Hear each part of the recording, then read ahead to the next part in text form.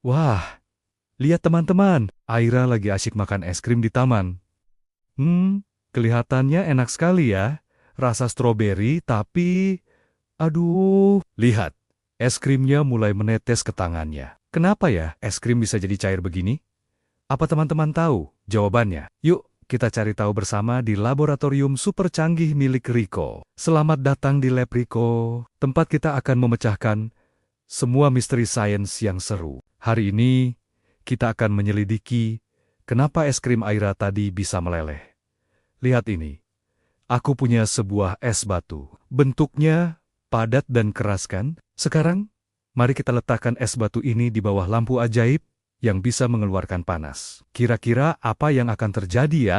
Ayo kita lihat lebih dekat dengan kacamata pembesar super kita. Wow, coba perhatikan. Di dalam es batu, ada jutaan partikel kecil yang saling berpegangan tangan dengan erat. Mereka berbaris rapi, makanya es batunya jadi padat. Tapi, saat lampu panas dinyalakan, energi panas mulai datang. Lihat, partikel-partikel itu mulai merasa kepanasan. Mereka tidak bisa diam lagi. Mereka mulai bergoyang, bergerak, dan menari-nari dengan heboh. Pegangan tangan mereka yang tadinya kuat, sekarang mulai terlepas. Nah, saat partikel-partikel ini sudah bebas bergerak dan tidak berpegangan erat lagi, wujud es yang padat pun berubah menjadi air yang cair. Proses inilah yang kita sebut mencair. Jadi, es krim Aira tadi mencair karena terkena panas dari sinar matahari di taman. Keren kan? Ternyata, bukan cuma es lo yang bisa mencair. Banyak benda lain di sekitar kita juga bisa mengalami hal yang sama. Ayo kita lakukan beberapa eksperimen lagi. Pertama, kita punya sepotong mentega. Biasanya kita pakai untuk memasak atau mengoles roti. Sekarang, kita panaskan di atas wajan. Lihat. Mentega yang tadinya padat perlahan-lahan berubah menjadi minyak cair berwarna kuning keemasan. Ini karena panas membuat partikel-partikel di dalam mentega bergerak lebih cepat dan bebas, sama seperti es batu tadi. Eksperimen kedua, siapa yang suka coklat? Aku punya sebatang coklat yang lezat. Coklat ini padat dan bisa kita patahkan. Tapi apa yang terjadi kalau kita panaskan? Yuk, kita coba. Wah!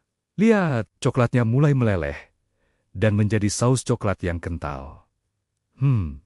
Baunya harum sekali. Proses mencair ini sering kita manfaatkan untuk membuat hiasan kue atau minuman coklat panas. Dan yang terakhir, kita punya sebatang lilin. Lilin ini terasa keras kan?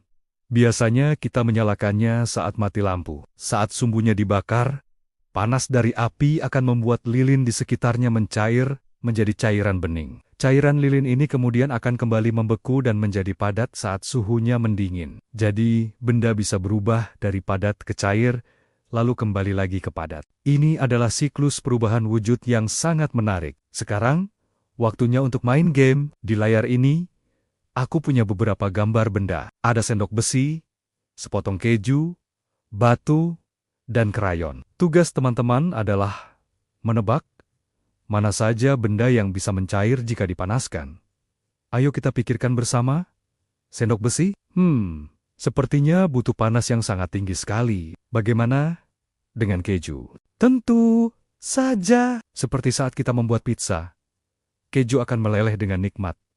Lalu, batu? Tidak.